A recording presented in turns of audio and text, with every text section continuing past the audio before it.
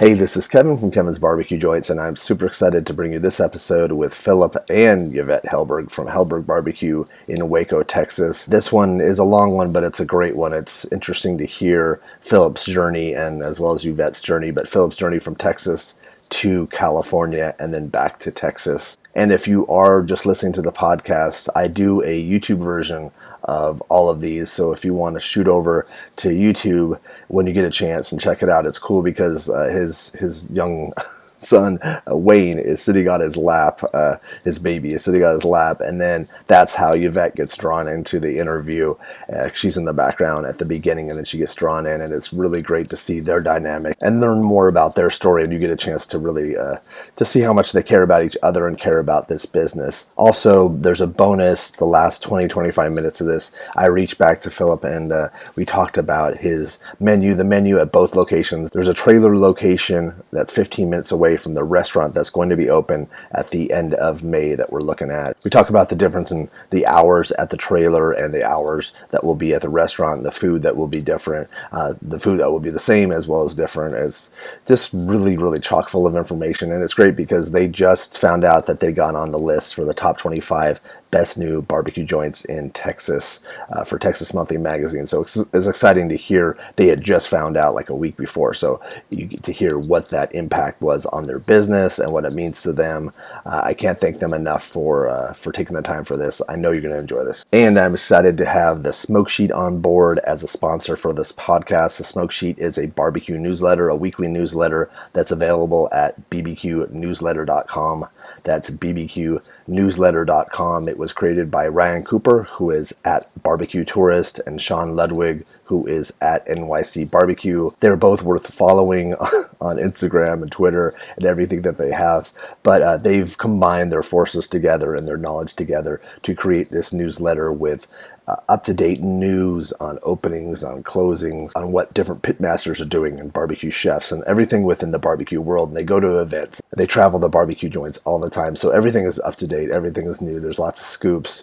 There's also information on the latest barbecue events that are coming up. So that way you can plan ahead, because that's actually one of the biggest things for me, is because I miss out on a lot of these events. So it's good to know ahead of time so you can book everything. There's also links to the latest barbecue podcast, barbecue YouTube stuff, everything within the barbecue world, as well as a barbecue recipe of the week. It's really well done. It's really informative, and they put a lot of extra original content in there. So it's worth it. It's super easy to sign up. You sign up at bbqnewsletter.com. That's bbqnewsletter.com.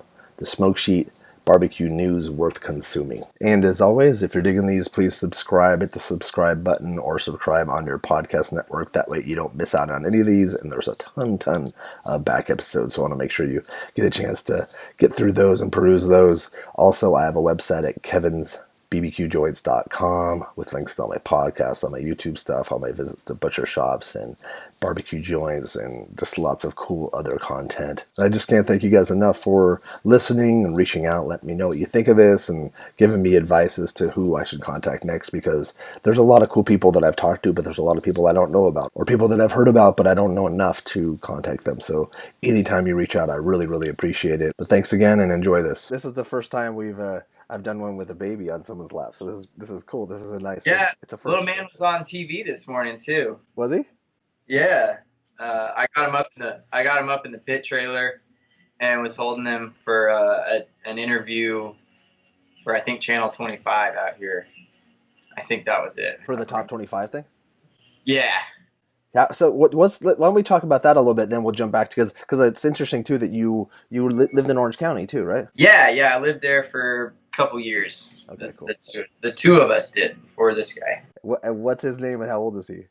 His name is Wayne, and he is a little over 3 months. So he's like 3 months and a week old. Yeah.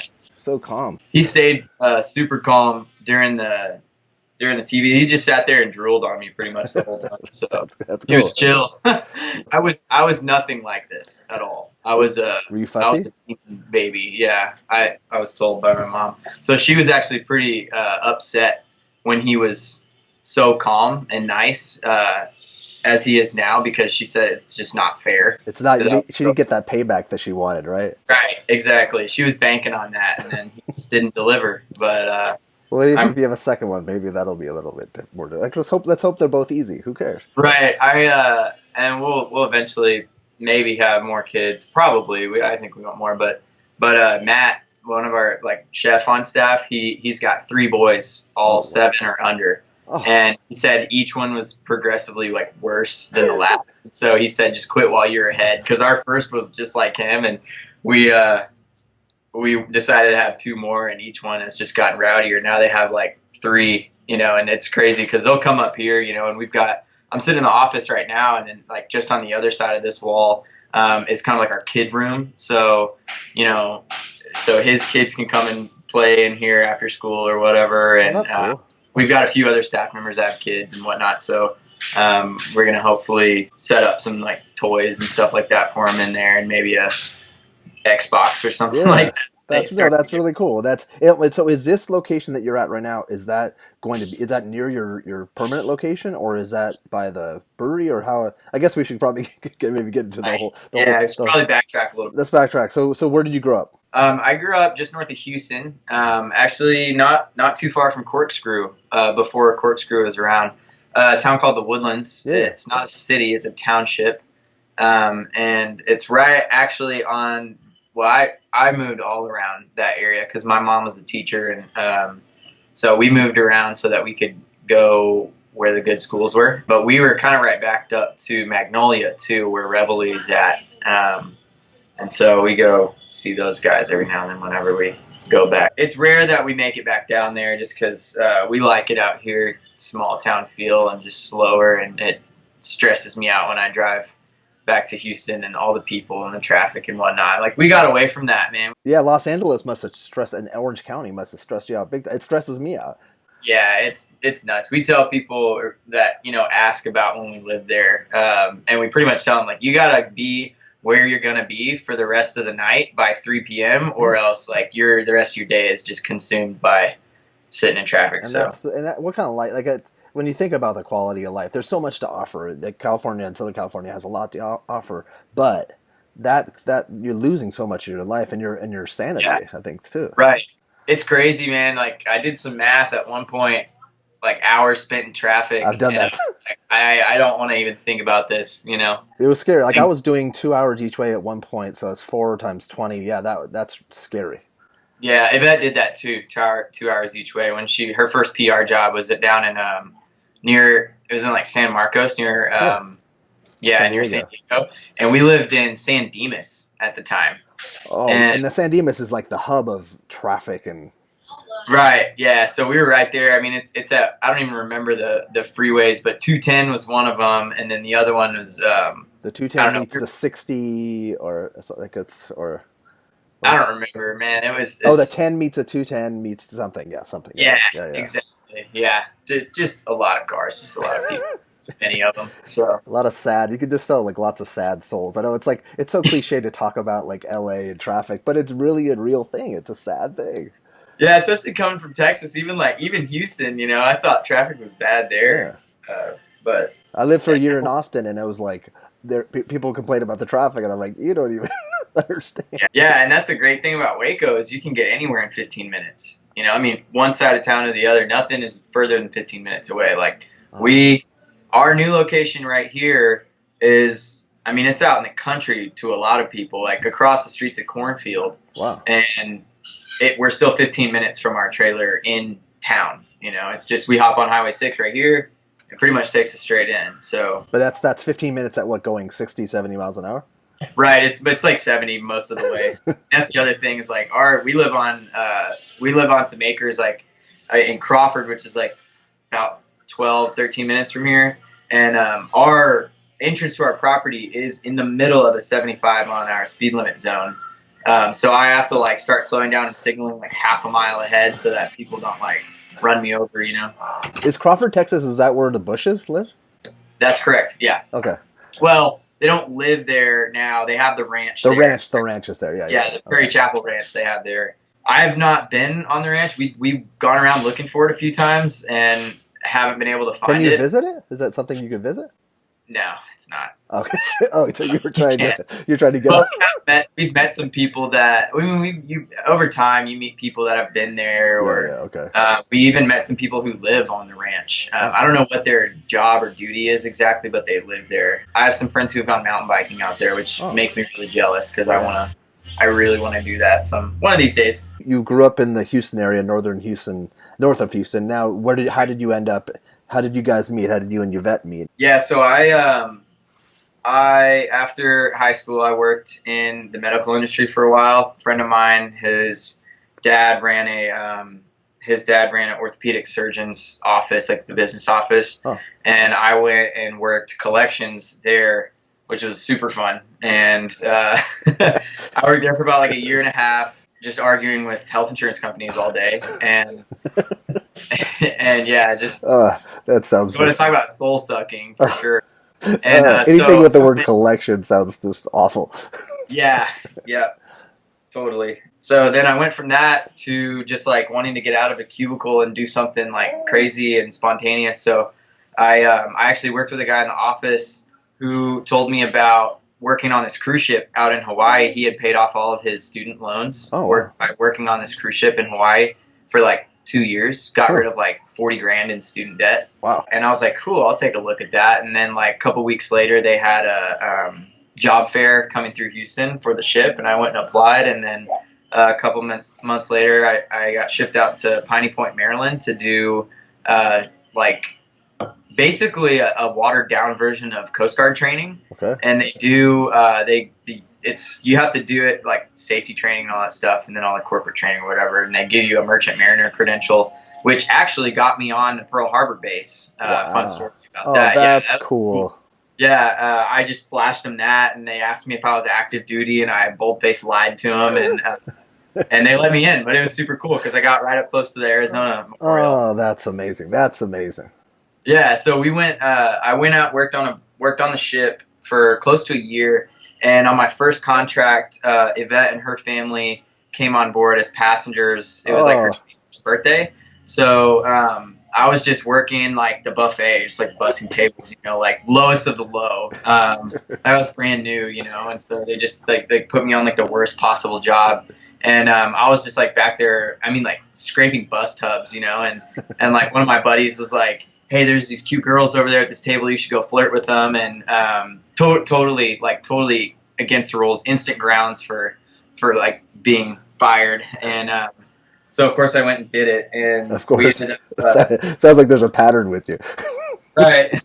We ended up talking like all throughout the week, and like got contact info and stuff like that, and just kind of stayed in touch a little bit here and there. And on my contract, like vacation, I had like 5 weeks off. And so I spent a week hiking in Hawaii, did the Na Coast, and almost died. And then went back to stateside to do like a cross country road trip with some of my friends. And we went through San Diego, and we were going to go up to Yosemite to hike a route up there. And she convinced us to stop in LA. And so we were just going to make it like a day. And then it ended up being like 3 days. And we hung out around there. We did the whole LA thing, experienced LA traffic for the first time. And then we kind of like kidnapped her and took her up to San Francisco with us, and spent a day there, and then went over to her parents' farm just south of Fresno and like dropped her off there. And basically I don't even know how you got home after that. My parents brought me home. So her parents like drove her back to LA the next for class. She was still in college. And then we went up to Yosemite and hiked her out. And then by that point we were kind of together, but I was still going back onto the ship. So I did like 2 more months on the ship, and then quit and decided to move in with her. And so flew out to California with pretty much no like job prospects at all. I just had like a bunch of cash from working on a ship, because you don't pay room and board, you don't pay for your food. All the money you make just goes straight in your pocket. Oh, that's so nice. Yeah, so I basically I fiddled around with I was trying to work with these people to start a nonprofit out there for like adolescent substance abuse. Oh, that's great. I did some work with that like in Houston too before I went out to Hawaii, but it just never panned out. They just kind of fell off the map one day. And then I just started riding my bike a lot, because I was already doing that. I was riding mountain bikes. and I just started to like take it more seriously, and I started racing real competitively. And were you getting sponsorships and stuff, or was it not at that level yet? So like I had opportunities to get like shop sponsorships, but I wasn't really interested for riding for a shop. I just wanted to like rep Texas. That was kind of like I just had like this Texas flag jersey that I always wore to races, and so like people started calling me Texas. And that just I became like a character in the mountain bike racing circuit. So I decided to just like stay with that, and I ended up getting like a couple of more different like Texas jerseys or whatever, and just kind of did it that way. We moved down to Orange County, and that was when I started cooking barbecue because we got a place, went from like a condo to a little house with like a tiny backyard. We're in Orange County. Rancho Santa Margarita. Okay, yeah. Yeah, and so we picked that place because I could leave the driveway and be on a mountain bike trail in 60 seconds and ride about 100 miles of dirt without touching pavement at all. Wow. Yeah, so it was pretty freaking awesome for me at that time, and it also cut her commute in half because she was working down in San Marcos. We got this house and we were going to Home Depot to probably get spackle. We were just doing little patch jobs, and so we were spackling up a bunch of holes in the walls or whatever. And there was a little like cheap, thin sheet metal smoker out there for like $99, and like there always is, right? Right, of course. So it was like naturally, being from Texas, like you got to have a smoker in the backyard. I had no idea how to use it or anything, but let's get one. It was $100. So. And in fact, I think I convinced her mom to buy it for me. Yeah. So just started toying around on that. I'd always cooked like as a kid growing up. Maybe not as a kid. Like me and my dad would go fishing and we'd do like fish fries and stuff. And he would mess around in the kitchen and I'd just kind of like watch and help him with some stuff or whatever. And I started cooking more like in high school and whatnot. Just didn't really get into like barbecue until I got this cheap smoker and like started cooking with fire for the first time, and it just really changed everything. Were you progressing at all? Like, were you looking at things online or buying books, or were you just kind of messing around on your own? Yeah, for the first few times I just messed around on my own, and the outcome was like inedible completely. I think the first time I did a brisket, I like thought I had nailed it, and there were like a couple of slices off there that were like pretty good, But the rest of it was like, it was so salty, like you couldn't eat it, and I put like every spice I could find on it, you know what I mean? And so I did like a couple of those, and then I figured like, okay, maybe I should like have some sort of guidance on this thing, and so I just started like Googling, how to cook a brisket or whatever. And I think the first thing I actually read about cooking brisket was a Texas Monthly article that Daniel Vaughn had wrote like several years ago. And it included, I think it was mostly about like Aaron Franklin and his methods, because he was starting to blow up. I think he had like just gotten his James Beard Award. And so I was like, who is this guy? I'd never heard of him. And I just started looking him up. I found his whole YouTube series. Yeah, which is amazingly, like, people across the United States use that. Like, it's so... across the world use it. I mean, yeah, it's like, anyone I hire... we do a lot of things differently, obviously, than they do. Like, I still tell them to go watch his videos and like, read the book if they can. I think it's good to wrap your head around that first, and then of course you could diverge and Yeah, it just saves me a lot of breath, I guess. You know what I mean? So like, just go watch this guy and read his book, and then come back and we'll talk about the rest. You know. So yeah, I did that, and then wanted to get a bigger smoker. Of course. We just kind of like steadily upgraded, little by little. And I was doing, I was still racing and I was teaching part-time, because at that point I decided I wanted to be I wanted to like teach high school economics and coach mountain biking, because like all these schools down there in SoCal have mountain bike teams.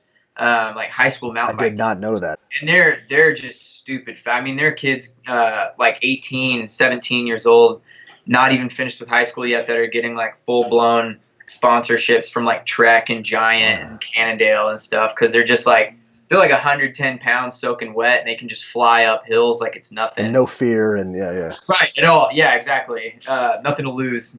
I bet that's like in Northern California too. I bet a lot of people I bet there's high schools up there too. Yeah, totally. There's a lot more like cross country racing in like Central Coast and Southern California. That makes sense. And then you get a lot more like enduro and downhill stuff, which is just like Greek, but like it's more, it's just more like downhill stuff because you have like Santa Cruz and those areas up there.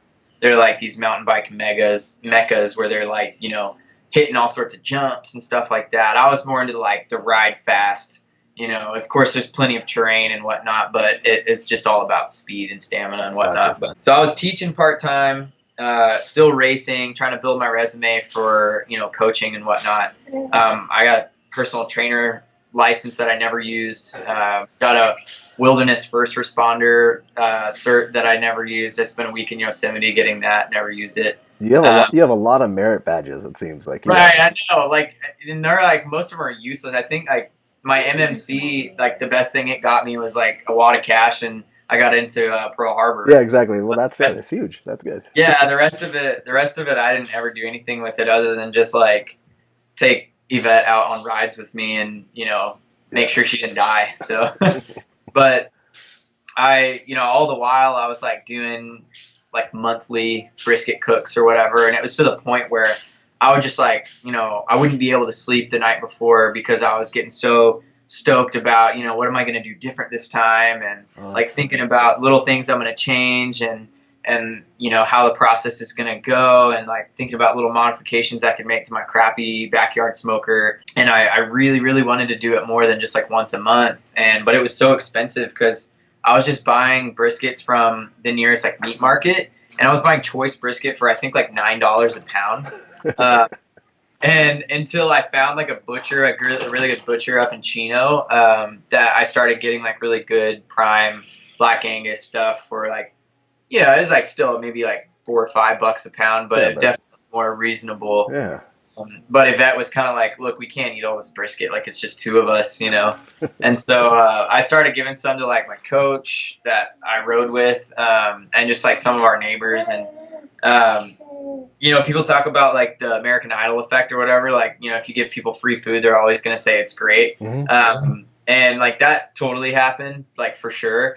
But at that time, like that kept me going, you know? So it was, you know, for what it's worth, like it worked. If it wasn't for that, you wouldn't have, who knows? I mean, then again, like I'm not one to shy away from a challenge, and like I think the one thing I love about cooking barbecue so much is that it is such a challenge, and that it keeps you on your toes, it keeps you humble. True. And like there's always more to learn. Did you buy like a 125 or like a 250? So it's funny, we actually bought a 500 before we bought a 250, and so we decided after a while I was going to get out of racing because it was like I started getting heart problems, and just it was just consuming my whole life, and it wasn't really fun for me anymore. And I just really, really wanted to just cook more barbecue, you know. We decided once after we got married, she wanted to leave her job in San Marcos and do more like event planning and coordinating like she had done in high school and throughout college, just for like friends and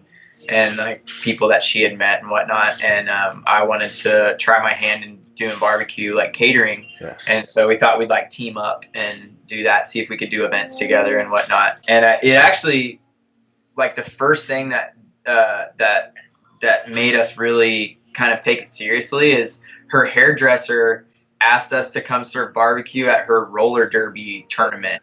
And we were like, oh, sure, okay. I mean, like, that's cool. That sounds so cool. Yeah, it was. And we cooked way too much food, and like barely sold. I mean, we sold. They overestimated. Yeah, they told us there was going to be like way more people there than there were. So like, 50 people. But I remember, man, that was so stressful that first day, just preparing everything because we wanted to do like a whole menu and everything. There's just two of us and like little tent set up, and like we were trying to do it up to code, but with no permit. So like, you're not gonna have a permit. What's even the point of like trying to be up to code? But like, I don't know what we were thinking, you know. But we went out there and you know we learned some stuff and whatever. And I think we ended up shortly after there getting a catering job, and then it was just kind of another one and then another one. And it was did you do like weddings and things like? We only did one out there, and it was actually for our butcher. Up in Chino, and that was one of the few occasions we actually did use the 500 out there, because So like shortly after we started doing like little events and caterings, we thought like let's get a real pit, you know what I mean? And so I just started searching around on Craigslist for pits, and that was where I met Drew from Harper. I mean, he had this smoker on there that looked awesome, you know, and I hit him up for it. And he was in Orange County, right, at the time? Yeah, he was in Costa Mesa, where he is now. Where he is right now, okay, yeah. He had built maybe like 3 pits at that point. You know, he was still like, we were both brand new. And the one I hit him up about, he had already sold, but he was telling me it was just kind of like an advertisement for like the kind of pits that he does build. And so he built me one just like that one that I wanted, put it on a trailer, and we brought it home, and it didn't last like 24 hours in our driveway before we got like HOA calls, and the fire department called on us. Like all this stuff. And so fire department's super cool, but like HOA came by and like threatened to fine us or whatever, and took pictures of our like house with the smoker sitting outside. I'm like out in the garage, and I like running out there to confront them about it, you know what I mean? Because I'm from Texas, you know, like, what are you doing taking pictures of my property, you know? Or just like so like protective of our like property, like, what are you doing, you know? So I'm not used to homeowners associations. No, they're pretty ridiculous. Yeah, and so we knew we weren't going to be able to really do anything with this massive pit out there. And so I hit Drew back up. We found somewhere that worked out a deal with us to store our big pit over there in exchange for like doing some events for them.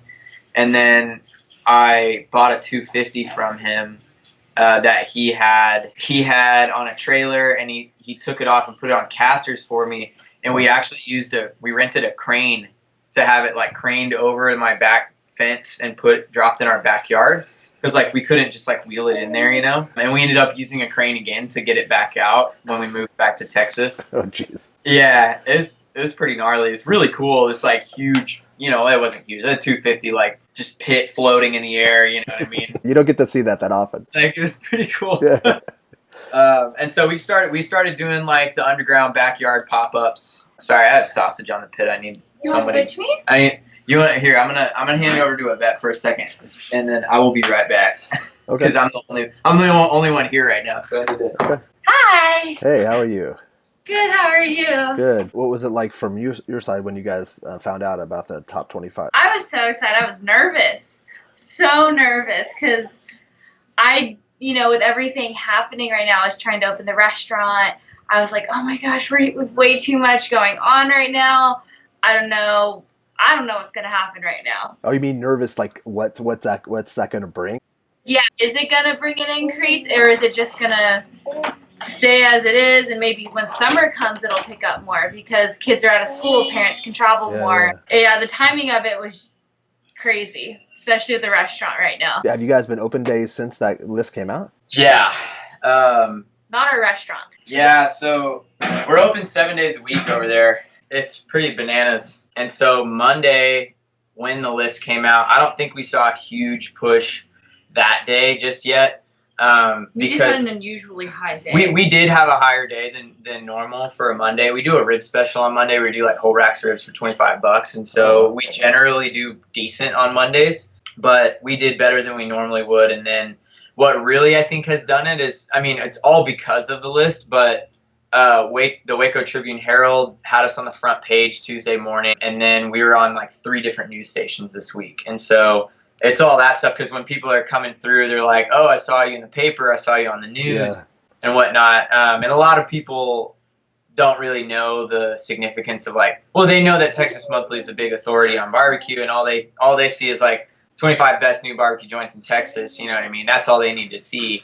And it'll get them out there. And then you have your handful of like people around here that know what it really is and like know it well. And most of those people have been with us for a while, have been like regulars of ours for a while. They've been able to seek out the good barbecue and everything. So they've known, and it's cool because we're getting to share that with them. Some of our regulars that have been there since like day one. And they're proud of you. They're like proud of us and personally congratulating us and everything. And we're just like, thank you so much for waiting, because like I know you're not used to this, and they're like being really patient with us and everything. So it's cool. Those kind of people too, they might be used to waiting a little bit longer at certain places, so it's not to them, it's not so bad. Yeah, it's kind of like it's like a great thing. They're really glad that like the Waco barbecue joints are being recognized now, but they're also like, you know, there's a price that comes with that, you know, is now it's like, I won't say we're like the other places that have like notoriously long lines or anything like that, but it's like they can't just walk right up to the window anymore, you know. So how did you guys end up in Texas though? How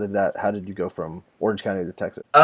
It was just so difficult for us to do what we were doing out there, you know. Like we wanted to do it legit. We just really we just really felt. I think this is like easily the coolest interview I've ever done, and Wayne has been amazing. Like I can't wait to send this to you because there's like he's smiled and looked at, I don't know what he's looking at, if he sees me or if he sees himself. Yeah, I don't know, man. He's just like he loves like lights, you know, and like if the TV's on, we'll sit there and watch baseball together. You know, I'll just like sit him next to me and we'll just both just sit there and watch baseball. You know, so he likes that, like he likes the visual, whatever it is that's going on. Yeah, but he's not like totally reacting. You know, it just makes him happy. He likes to sit on our lap. That's really a big thing. He doesn't like to be laying down in a crib. Yeah. By himself. So that helps, which is like exhausting all day, but then the kid sleeps for like 10 hours a night. So okay. I can't really complain. Yeah. That's not bad at all. No. Right. So like we were trying to do it legit, you know what I mean? And I think we kind of had an idea from the beginning that we wanted to eventually move this business over to Texas.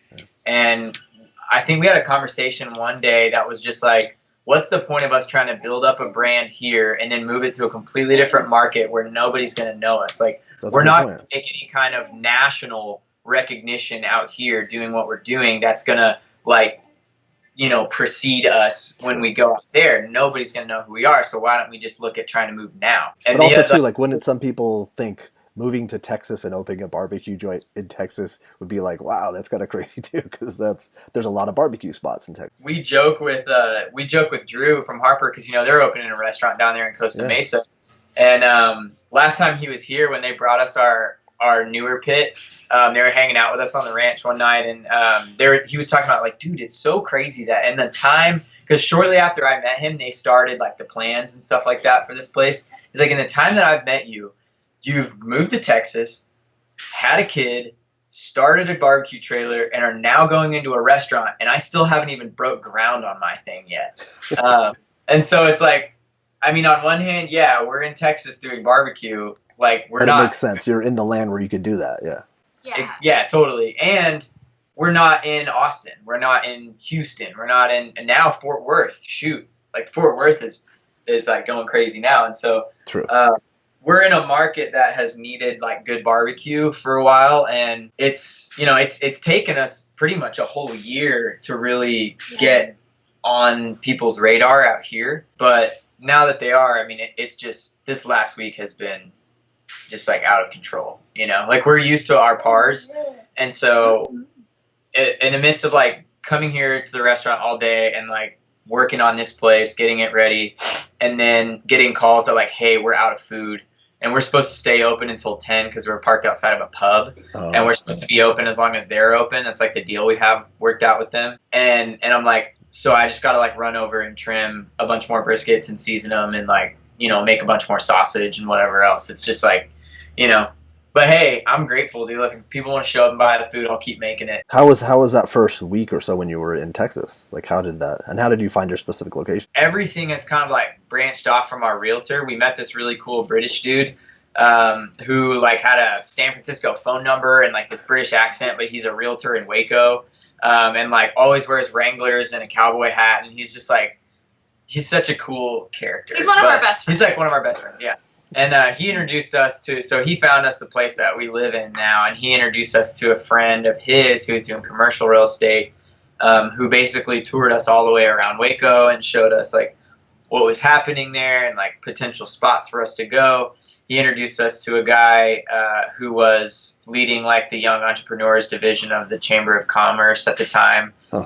And he ended up reaching out to us about advertising on his website because he was doing like an online magazine for Waco.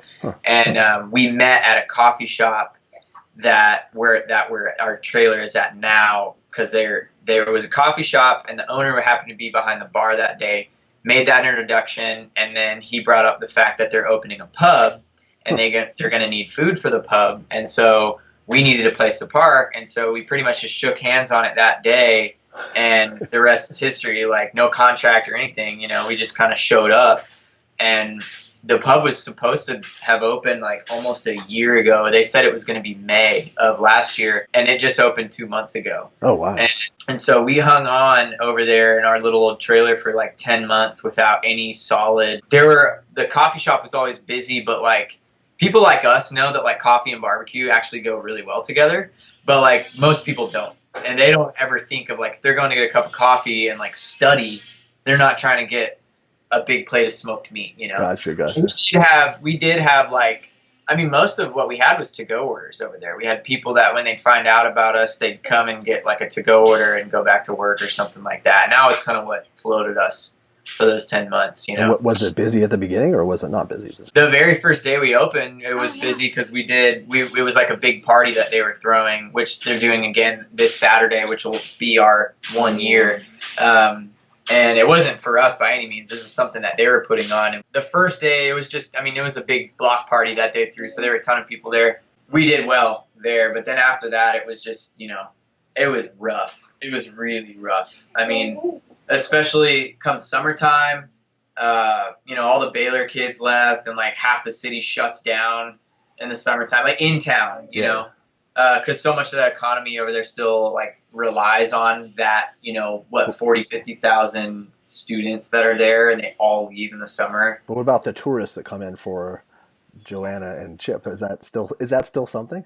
Yeah, it's really interesting. Reed sees a lot of traffic from those people because he's like right across, right? On their property, he does have a trailer in there, in the silos too, like a sandwich truck. But I forgot about that. We're no more than like a mile down the road, like a mile and a half, something like that. We're really close. It's like 13 blocks or something, but we don't see any of that. And part of it is because it's like Disneyland. I compare it to Disneyland when people come to Magnolia, because they come into Waco and they don't leave like a 3-block radius and then they go home. They don't see anything else. They don't do anything, That's interesting. And the coffee shop and pub that we're set up outside of has not had a sign since they've opened, and they've almost been open for 2 years now. Never had a sign. Really? And they're just hanging up a sign today, and they're going to light it on Saturday during that like block party ceremony. Oh my gosh, that's so weird. They've been like notorious though for not having a sign and just being a strictly local following. Like it's, if you know, and it is always packed in there. And it's really cool to see what they've done with that, I'd be interested to see how things pick up after they get a sign out there, because like what is really amazing is our little trailer is like, so we're at it's at an intersection, right? And so our little trailer was out on the side street, that not the busy one, for the first 10 months. And when we finally got to move up into the parking lot where we're visible from Austin Avenue, which is kind of like the main street through Waco, our sales tripled overnight. Oh my God. As soon as we moved like 50 yards away on the same property, and our sales just tripled overnight. Because your exposure is so much more. Yes, like I have no idea. We didn't do anything. We just moved a little bit, and then we got a newer, like bigger trailer, and that drew a lot of people because it was like, it's this massive food trailer now that you can see from the road. And it looked trustworthy. Yeah, it didn't look as sketchy. I think a lot of people were kind of sketched out by our first trailer. That's pretty funny. That's a good point. It was a little dilapidated, to say the least. And then once we wrapped the trailer, then we started getting more people too. Who designed that? Is that you, Yvette? We worked with a designer, like friend of ours here in Waco. It's like Waco and San Antonio, called Due South, and we pretty much just talked to him a few times over the phone and told him like kind of what we wanted our brand to look like and everything. And we just worked with them back and forth on making the branding. It looks great. It looks great. I've done some minor stuff for us, but nothing to that extent. And we still like draw back on some of those old things too. We're kind of like to recycle like logos and stuff like that, we enjoy it. So let's talk about the new. So we're getting ready to open up here, hopefully next week, out on Highway 6. It's right on a main highway. Highway 6. You follow it through Texas, man. You can go on your map and bike. all the way up in the Panhandle, I think, or at least up to Fort Worth. For sure. And it goes all the way down to freaking Galveston, I think. So like we have a lot of truck traffic that comes through here, but it's really like why we chose this spot is, first of all, it's half the distance from our ranch in Crawford than in town. And also it's like right at this intersection that's in between 4 small towns that are all like basically suburbs of Waco, and there's no food out here at all. Perfect. That's perfect. There's like Valley Mills, China Spring, Woodway, and Crawford. All you got is like Subway or like a little fast food chicken place or something like that. That's perfect. Yeah, and so there's no barbecue out here. There's really hardly any food at all.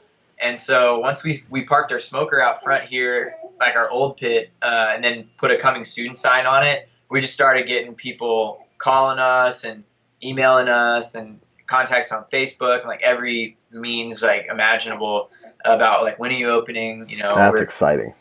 Yeah, it's really cool. And then this week has just been, you know, times 10, you know, because now we have like publicity, and so my phone just won't stop ringing, and it's either, are you open today? Where are you located? And is your place on Highway 6 open yet? So you're going to have 2 spots then? 2, yeah. We'll do all the cooking here. We're going to have both of our 500-gallon pits over here, and then we're getting like 2 more 1,000 gallons within this year.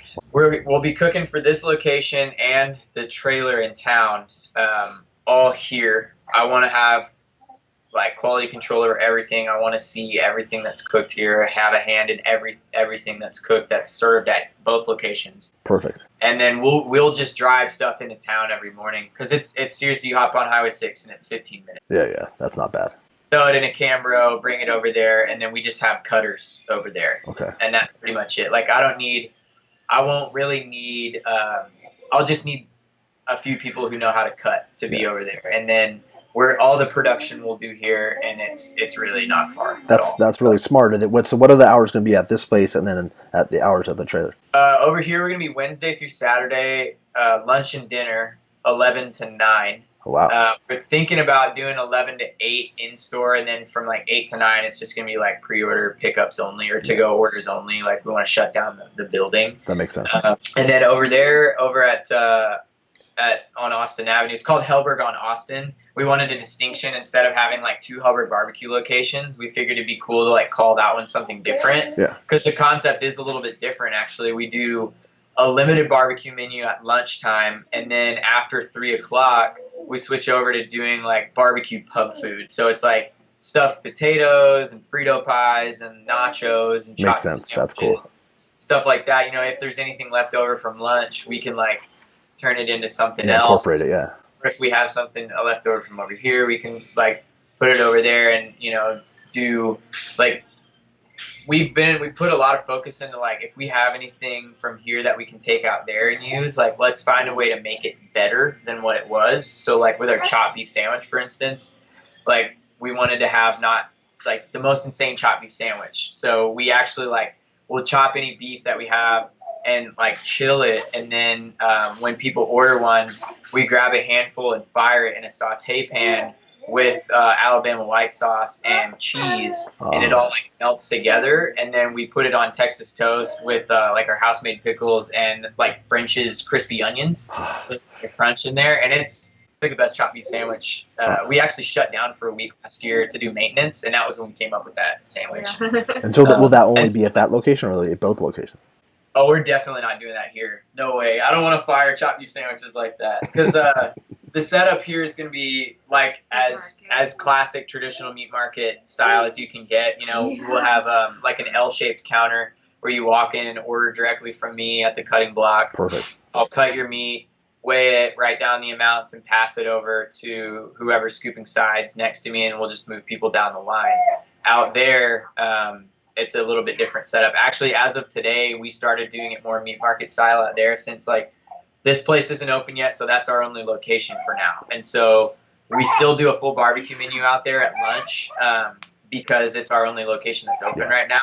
And so we had a line of like 20 some odd people, 10 minutes before we opened. And so I just called an audible and said, everybody come over to this window, order from me. Because yesterday it got so out of hand with the orders piling up that I almost ran out of like turkey before I could fulfill the amount of turkey orders that there were. And that would have been a huge disaster. And so we switched it up today over there, and we'll probably keep doing that because the crazy thing is, man, like there are a lot of folks that live out here that are going to be probably solid, dinner time folks that live in town and they come back and they want to get dinner or whatever.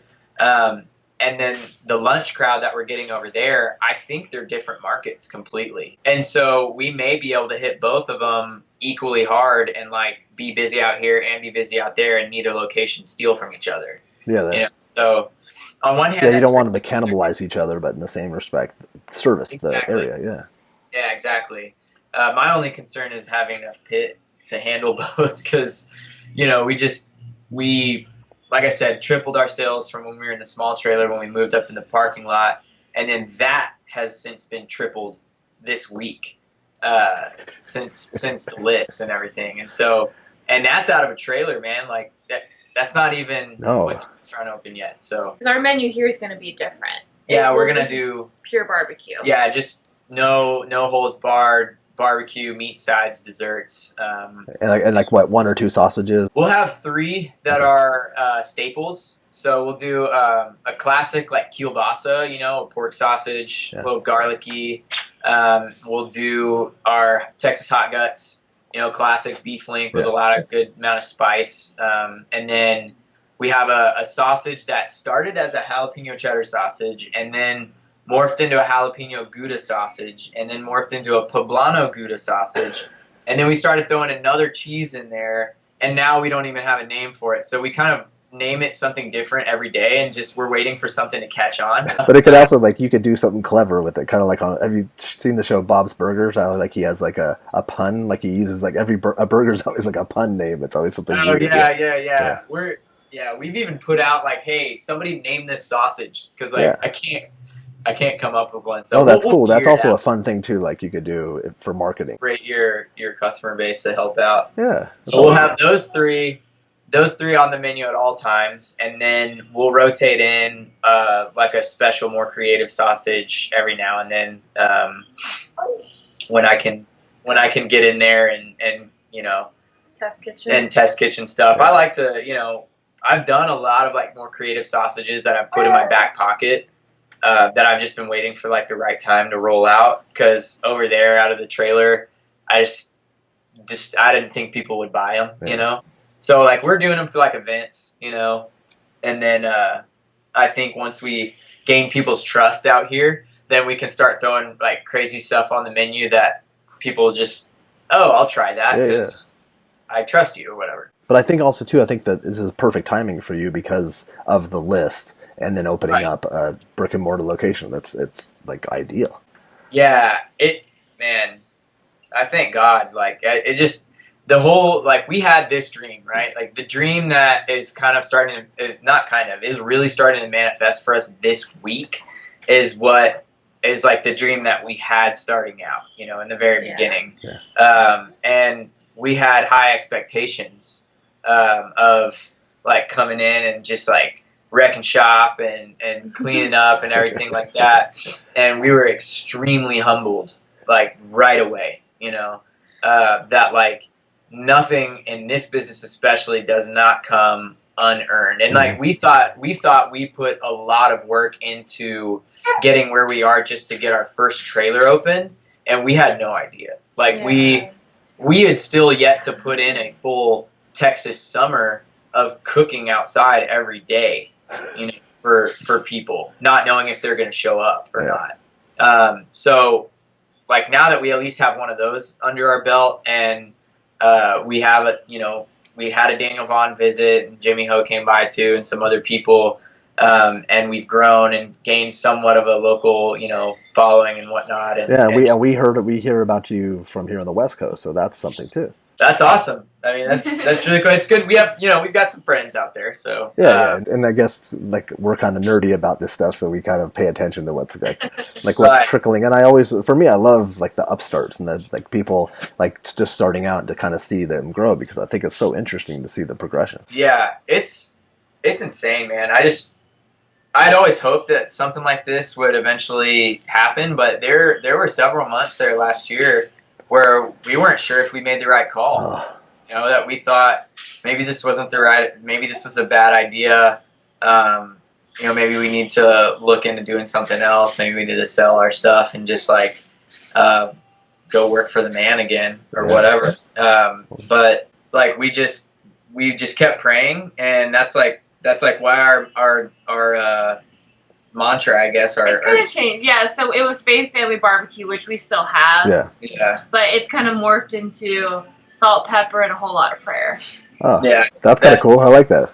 Yeah, it's just that we're putting it on shirts now and stuff like that. It's kind of like our own little motto, I guess. Because that's what's got us here. You know what I mean? Like, if we hadn't stopped praying, we wouldn't be here if we hadn't stopped praying, like, every day, those long summer days of just it being the two of us. And especially with her being pregnant, too. I know. I was going to say that.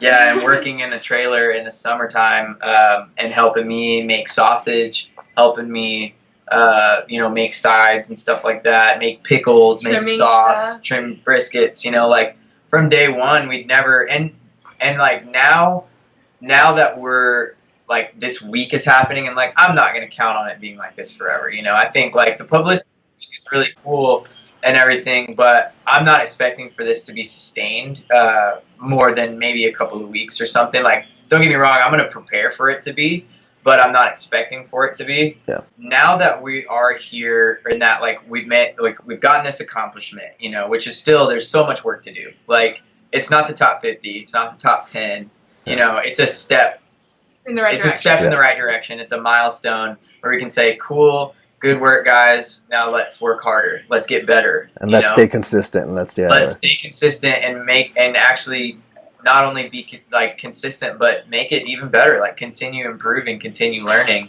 And we like to say, like, do it gooder. That's actually our motto. You have to do it gooder. Better. We all say to each other, just like that, but gooder. Oh, that's so great.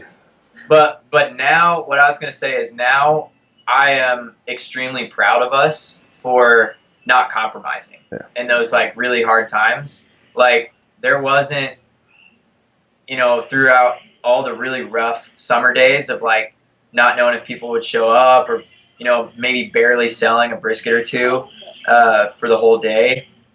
Like, we never stopped making our own sausage. We never stopped buying like the best quality ingredients available to us. We never skimped on our product. We never stopped making our own pickles and all that stuff from scratch and doing everything by hand, like I think that would have ruined it. Yeah.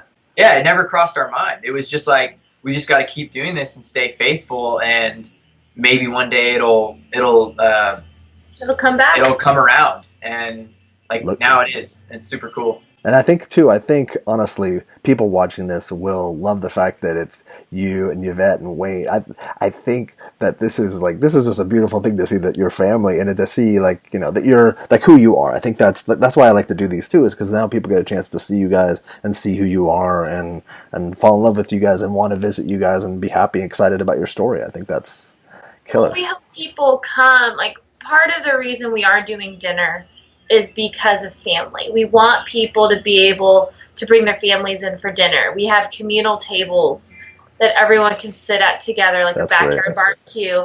And Phil, hopefully, working the meat cutting. And I'll be here. I have a crib behind Phil right now in the office. I mean, we're in the office. We got the nursery set up. So we're ready to live here, man. We ordered a futon. Yeah, we're going to spend a lot of time here, but I want to be able to be out in the line with him and talk to people and go clean tables and just interact. That's important, and then that people get to know you guys. Yeah, it becomes a family thing. We want them to feel like family here. We want them to just have it be a place that I can take anybody. Doesn't matter who. That feeling that I was telling you about with our regulars that have stuck with us from early on, that are now proud of us and happy for us and everything. that's like, we feel like they're a part of our family, you know what Yeah. I mean? And so like, we want our community out here to connect with us on that level. And we want to have our regulars out here that we know by name. We want to have people that come through. You know, I'm not like Texas Monthly does amazing things for people, and it obviously has for us just this week.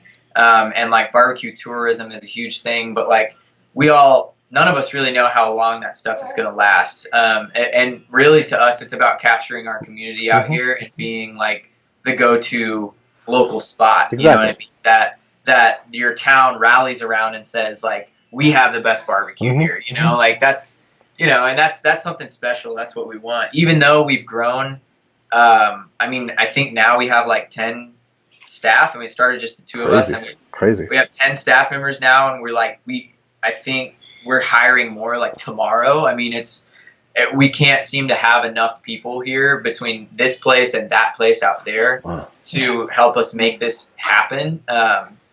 And yet still, I want to be the one behind the block. Yeah. You know, when people come in here, our name is on is outside on the sign. That's important.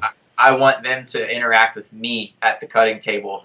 I want them to see her and him here and hopefully watch him grow up here. Yeah, no, that's awesome. I cannot wait to visit you guys. This area out here, especially Crawford where we live, is such a tight-knit community. Oh, yeah. They're so supportive of programs and businesses within the area. And we want to be a part of that. And we want to help grow that out here.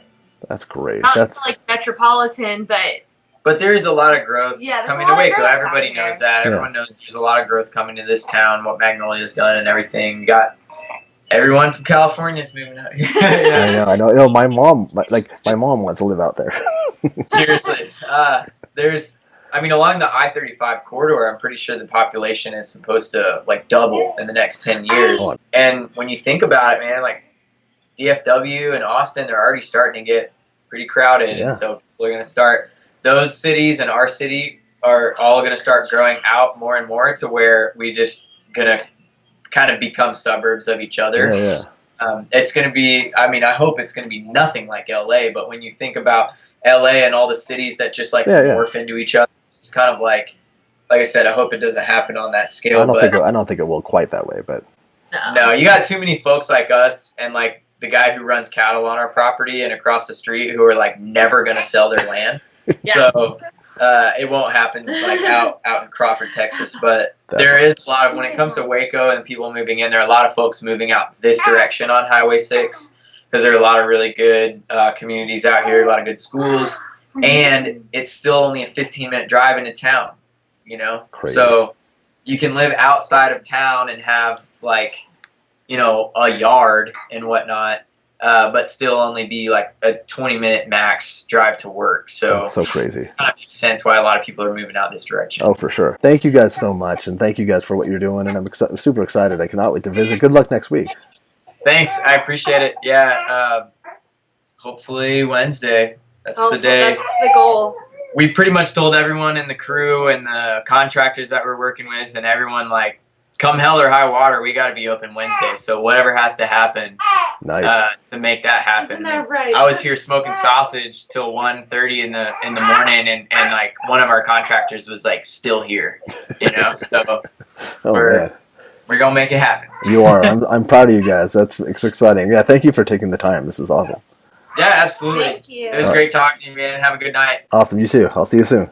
Well, good morning again. Let's. We didn't really get a chance to talk. We talked about so many different things, but we didn't really get a chance to talk menu and the menus at the two locations. So let's go over those two so that people can distinguish the two. Cool. So the restaurant. I guess I'll start with the trailer because that's open right now. Right now, to put it into perspective, we have two locations, two entities. One is Helberg Barbecue. One is Helberg on Austin because it's on Austin Avenue. And the point of that trailer is to serve the pub that it sits outside of. They can't keep their license there unless food is being served, which is why we're open 7 days a week there. Okay. We don't do barbecue 7 days a week. On Sundays, we do brunch. So we do like brisket quiches and pork steak quiches. And then we do like roast beef and cheddar sandwiches for dinner time. And then Tuesdays, we do Taco Tuesday. So we have, brisket barbacoa.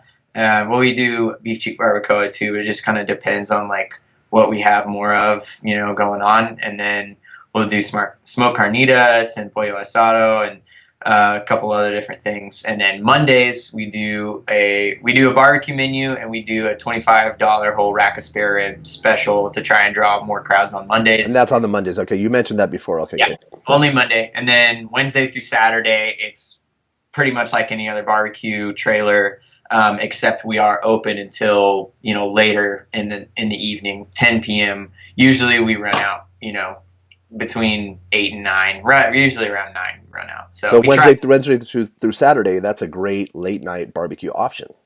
Yes, yeah, and or later in the day. We do at 3 p.m. after lunch. We do switch over to our pub menu for the evening time. So we try to focus on the stuffed potatoes and like nachos and Frito pies and chopped beef sandwiches, but we do still have a brisket plate on the menu. So we have an option on the menu that like if somebody walks up to the trailer, we just want to make it really easy for them. And then like, I just want brisket. Cool. We have something on the menu for that, Gotcha. And it's just, you get a half pound of brisket, pickles, onions, bread, and a little small side. And there you go, and so that's cool. That's great. It's a no-brainer too. And not yet. Yeah, because a lot of times people walk up to the trailer and be like, well, what if I just want brisket? It's like, here you go, because that's what we get the most of is people asking like that question. Perfect. Yeah. So what sides do you offer there? Are there specific sides that you offer that? Right now we do 4. It's ranch beans, mustard dill potato salad, smoked Gouda macaroni and cheese, and street corn salad. And those are available right now, Mondays and Wednesday through Saturdays. And then on Tuesdays, we just do the street corn salad and borracho beans. Because they kind of pair with the tacos. Right, exactly. Can you describe the some of those sides, how you put those together? Because I know that the mac and cheese is there's something specific to that. Yeah, the mac was something I've been making since I was like in high school, actually. Oh. And I've just tweaked the recipe over time and whatnot. But we started out making it kind of like supposed to be mimicking sort of like the flavors of a cheese plate. So we used to have like some dried fruit in there at times. Oh, interesting. Had like a cracker topping, and that we would like finish it in the smoker. We do it a little bit differently now. We don't have the dried fruit in there anymore. It gets expensive, and like not everybody gets it, unfortunately. Like it's cool. Maybe we'll run it as a special every now and then. But now we just have like a really solid 3 cheese macaroni that highlights the smoked Gouda, and we top it with what we call crunchy yum, which is just my chef Matt named it one day because he was going through labeling a bunch of stuff one day and he didn't know what to call it, so he just called it crunchy yum.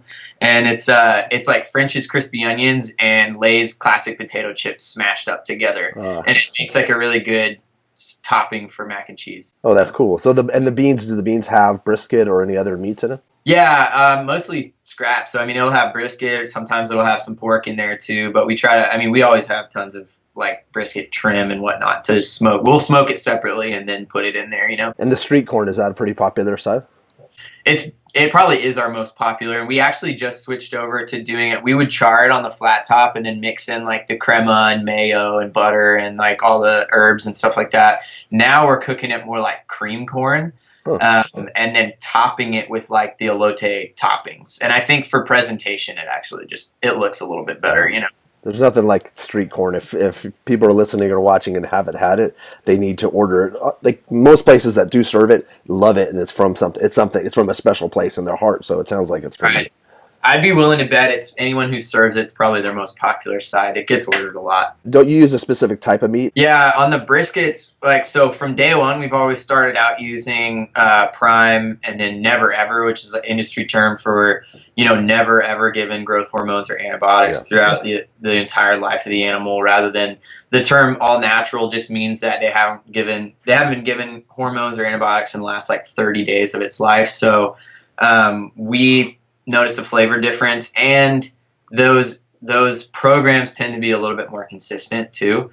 But recently we switched we took it another step further and started doing grass fed. So they're prime, never ever, and then also grass fed all the way from birth to death, no grain finishing. And in the past, I probably never would have used grass fed, but we happen to find, or we're introduced to a grass fed program where the marbling is, it's intense. It's very rich. The meat itself raw is just a very deep, rich red, and it has like just a pronounced beefiness to it. Wow. And it is one of the only briskets too that we can get that aren't like, we open a case and we get like a 25 pounder in there. They're all pretty consistently around like 14, 15 pounds. Which is helpful for a lot of reasons.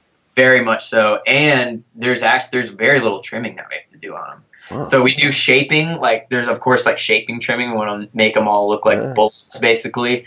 But aside from that, like there's barely any fat cap trimming that happens, which is great because we try to be no waste as much as possible. So that just means less labor hours that we have to put into that extra trim. Wow, that's great. And then I know we talked a little bit about sausage, but can you go over the sausages that you have now? And then also too, do you have dessert too? Yeah, right now we just do banana pudding, and it's my Mimi's recipe, and it's probably like one of the most popular things at the trailer. We have a lot of people, even barbecue people, come and say like, "Oh, the food was great, but the banana pudding was like really where it's at." Okay. And we're gonna expand on that when we do the restaurant and everything. But the sausage lineup right now is 3. We started out with just a Texas hot guts and a jalapeno cheddar sausage, which then morphed into like our Tex-Mex sausage now that we're still kind of searching for the name on, because we changed the peppers and then we changed the cheese and we changed some of the spices, and now it kind of is like this. It's a great sausage, but we just don't know what to call it. Mm-hmm. And we realized both of our sausages are pretty spicy, so we had to fit in like a just kind of more a classic one. Mm-hmm. So we use a smoked kielbasa, so a classic Polish sausage with like some garlic and onion in there, and then we have the hot link, and then the poblano, Gouda, Pinello, whatever you want to call it. That's awesome. And then you had said too that you'll be adding or putting different sausages in every so often, like as you guys get creative or want to get creative and do something. Yeah, once I get my staff, because I have one guy who's dedicating pretty much his whole life to sausage making now. Wow, and that's awesome. One assistant for him, and they can just like cruise on doing those 3 sausages like clockwork every week, then that'll allow me to jump in there and do like a funky creative sausage, once a week or something like that. That's rad. That's really cool. Now with the brick-and-mortar location, how is that going to differ, and what's the menu going to be like, or what are you looking to do? We're looking to do 6 meats, 7 sides, and 4 desserts every day. We want to stray away from, we'll have specials maybe like on weekends, but aside from that, we kind of want to stray away from doing daily specials as far as meats go, because I personally just hate dealing with, and maybe we'll work up to this, but personally for me, it's a pain in the rear to deal with, you do a special and like everyone likes it, and then every day for the rest of your life after that, people come in and ask for that special every day. That's true. And like you have to train every single customer that like, look, we only have it on this day. Yeah, it's only Saturdays, or it's only yeah. Right. It's still a problem over at the trailer, like getting people to know like Sunday and Tuesday we don't serve traditional barbecue, and it seems to be like so many people like that's the only day they show up for barbecue, and then you still have to like. Or on a Thursday, they probably want tacos or something, right? Right. Yeah. So we're gonna stick to doing the brisket, pork ribs, our 3 sausages, half chickens, which we're going to be doing a couple of things. Like my wife is half Filipino. You met her. Mm-hmm. She and so like we try to draw influence from the food that like her mom makes and has introduced us to. And there's like adobo is just awesome. I grew up with a lot of Filipino friends. Yeah. Yeah, and it's very different from like a Spanish or Mexican adobo. Oh, without a doubt, yeah. Most people don't understand. It's very like it's soy sauce based. Mm-hmm. And garlicky and vinegary, and it's got some sugar in there for a little balance of sweetness. But we're going to be doing that on our half chickens. That's cool. And then we'll be doing a very classic Texas pork steak. I don't like doing pulled pork. It honestly doesn't sell very well anyway, and it takes up pit space that I could be doing something cooler that people will buy. And the pork steaks have been a hit. So brisket ribs, sausage, adobo half chickens, pork steaks, and the pesto stuffed turkey. Describe the pesto stuffed turkey. Yeah, it was kind of, I don't want to say it was necessarily an accident, but I didn't intend for it to be what it has become. I served turkey on our trailer the first week we were open, and I could barely sell it. In fact, the first day we were open, the only turkey sale I made was a guy I forced to buy it. And since then, he's bought our turkey every day that he's come back. But I took it off the menu for like a week because I was frustrated at people not wanting the turkey, because I thought, like, our turkey's awesome. And then I was like, well, maybe I'll do something different with it and run it as a special and see the psychology of sales, like if people want it all of a sudden. And that's exactly what happened. So I had these turkey breasts that were already kind of halfway butterflied. So I just finished the job, put pesto in there, and then tied it up and smoked it. And it turned out to be a hit. Loved it. He wrote about it. And that was like the main thing they highlighted in our little excerpt on the 25 Best New article. That's true. Yeah, I just got my issue just came in yesterday of all. Like, you guys all got it like a week ahead of time. Yeah. I saw it online too, but it's that seems like that's something really, really special. And when a barbecue joint, and especially since you stand behind your turkey, when they do it well, people should order turkey. That's something I've said many, many times, is when someone does turkey well, I know people want brisket, they want sausage, they want, order turkey. You won't be disappointed if they have it on the menu. Chances are they do it really well. Yeah, I mean, it's like turkey and like coleslaw. Those are two things that, or any poultry, because it's like, I think people are so used to having dry turkey or bad coleslaw or those things that it's like when you get a really good version of it, it's really special. So for me, for sure. So then, what you said, 7 sides. What are the sides that you're looking to? We'll have the 4 sides that we have now. We're looking to amp up the beans a little bit, and like we started serving them with a little bit of like queso fresco on top. But we're also going to start doing like a pickle okra spear on it too, because that's just something that I love. And it makes it a little bit different and like a kind of a cool presentation. For sure. And then so we'll have the corn and the mac and the potato salad also. And then we're going to be doing green beans, country style green beans in the summertime, and then we'll switch those over to collard greens in the wintertime. And then spoon bread, which if you've never had that, it's kind of like cornbread casserole, but more like a souffle sort of texture. Okay. It's why it's called spoon bread. So we're gonna do like jalapeno cheese spoon bread, and then what's the 7th one? Chow chow. So chow chow is like a fermented slaw. It's a really old school deep South side, and it's real vinegary, and it's kind of related to sauerkraut in a way. So it's like fermented cabbage, but it's fermented with spices, so like turmeric and like red chili flake, and so it's got some like complexity there, and it's a little bit different from we still have a cabbage item, but it's not coleslaw. That's so unique. That's really interesting. It's going to be funny too. It's going to be like hearing all this, and then now I'll be like, in the coming days when you guys do open and start selling those items, it'll be interesting to see those start to pop up on Instagram, because they're very unique menu items too. We've had a lot of people see pictures of like the catfish that we did for our Lent special with the chow chow on the side and be like, what is that? Because I was wondering what that was too. Yellow cabbage thing, so that's the turmeric, right? That makes it so yellow, right? Exactly. We ferment it with the turmeric and the spices. So wow. And then do you think when you guys open this week, will you have all those? You won't have all those items, right?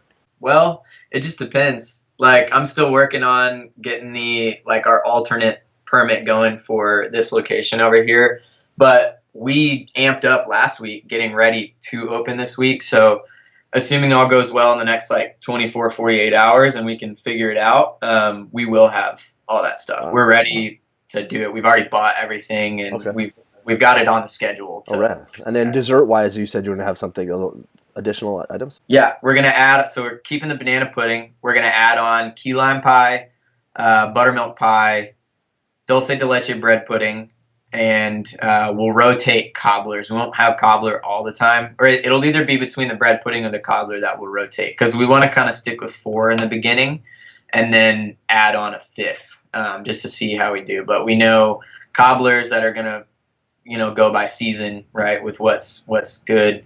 And then the bread pudding, basically a salted caramel bread pudding. So. And what you're giving too with all these options is for someone to come multiple days a week and get different things that aren't just specifically meat based, or like you can get like the turkey and add the different sides. Like you could really do it, and it's gonna be great for families, because that's something that I know that you guys touched on in the interview, is that you want a place that like families, the local community, to come to. Yeah, I mean, we want people to, by the time they get to the end of the line, part of the reason, if you think about it, it sounds like a lot, and it is a lot of food, but I've talked to several guys who have moved from trailers or small operations into big restaurants, and they're like, I'm like, I can't imagine doing 8 sides a day, and they're like, well, just wait until you're in a restaurant, then you'll understand. But my goal is by the time someone gets to the end of the line, they'll have already picked out 3 or 4 things that they're going to come back for. That, I couldn't get it this time because I just already have too much, or I can't eat it all, but like I got to come back and get that. Yeah, that looked really good. And that tray that walked by with that, that's awesome. That's really great. So let's differentiate really quick the hours. You said 7 days a week for the trailer. That one opens a little bit later than a normal barbecue place because we open with the pub. So we open at noon, they open at noon, and we go until we sell out, but we really try to make it until 9 p.m. Okay. And then the place here is going to be open, the restaurant will be open 11 a.m. until also sold out, but we're also going to be offering dinner service. So we're going to shoot to last until about 8.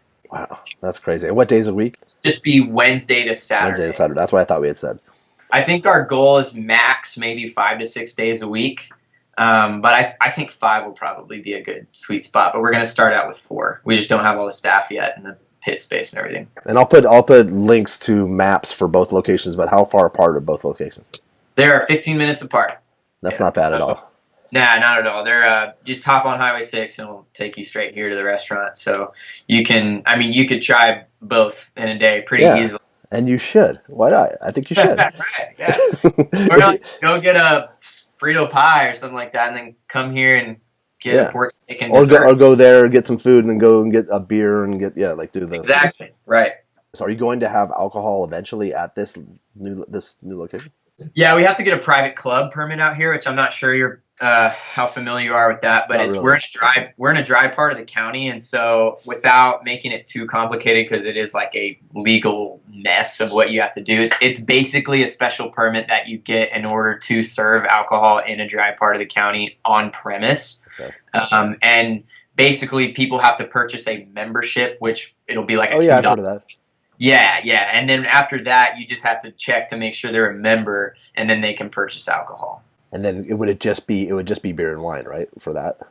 Yeah, we'll do beer and wine. We actually have some people working for us that used to be in the wine industry, and so they know good pairings. Aside from that, they also know like that there are certain wines that you can do like wine tails with. So we could do like wine margaritas and wine Bloody Marys and stuff like that, because they're like specific, really high alcohol percentage wines that you can use like you would vodka or something like that, or tequila.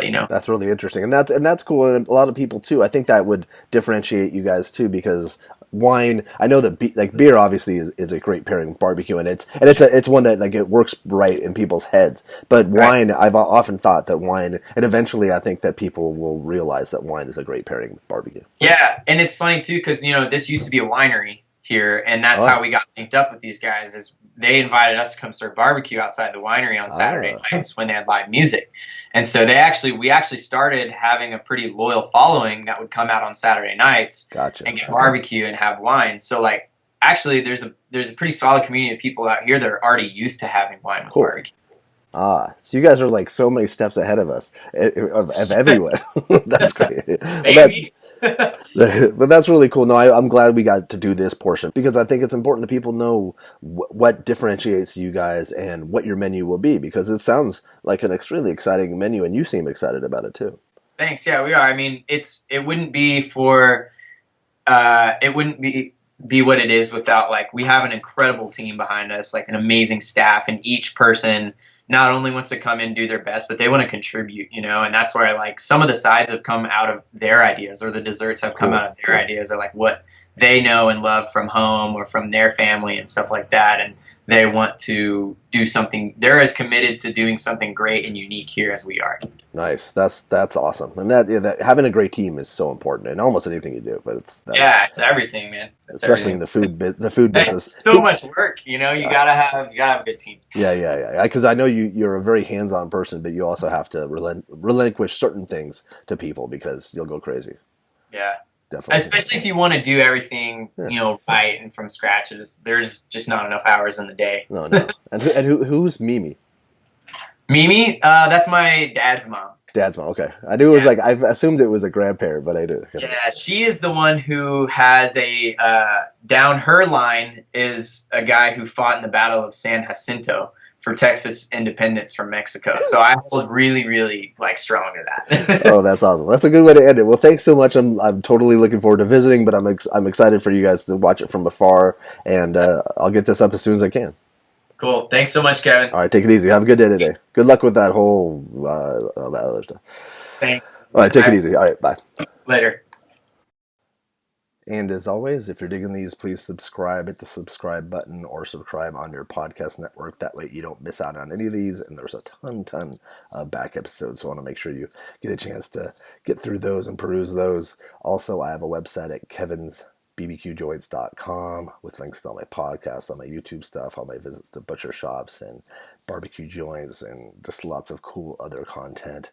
And I just can't thank you guys enough for listening and reaching out, letting me know what you think of this, and giving me advice as to who I should contact next, because there's a lot of cool people that I've talked to, but there's a lot of people I don't know about, or people that I've heard about, but I don't know enough to contact them. So anytime you reach out, I really, really appreciate it. Let me know.